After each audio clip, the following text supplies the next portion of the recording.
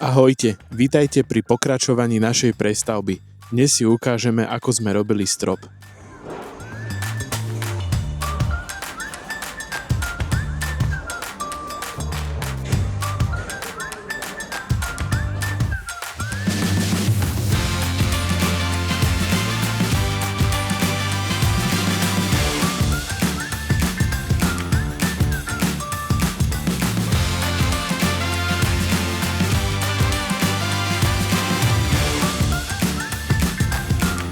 Nad kabínu sme nalepili filc, aby sme tam nemali iba K-flex a prilepili sme to lepidlom v spreji.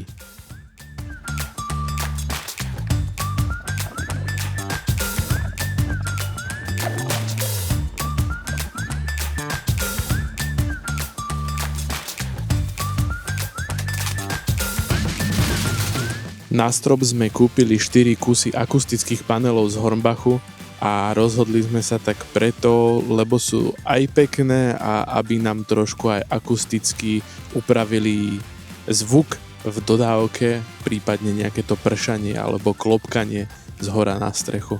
A dokonca tieto panely ani nie sú moc ťažké.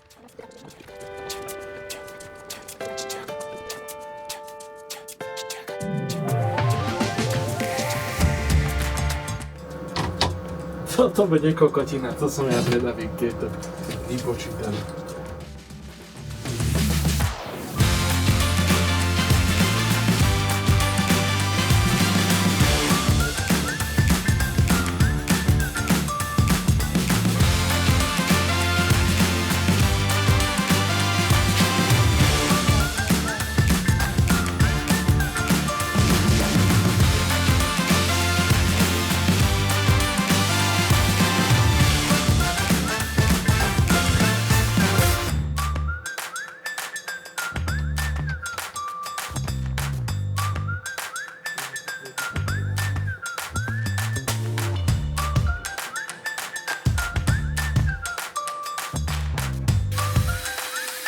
Prvé rezanie sme absolvovali v dodávke, nakoľko už bolo okolo polnoci a robiť to na ulici nebol dobrý nápad.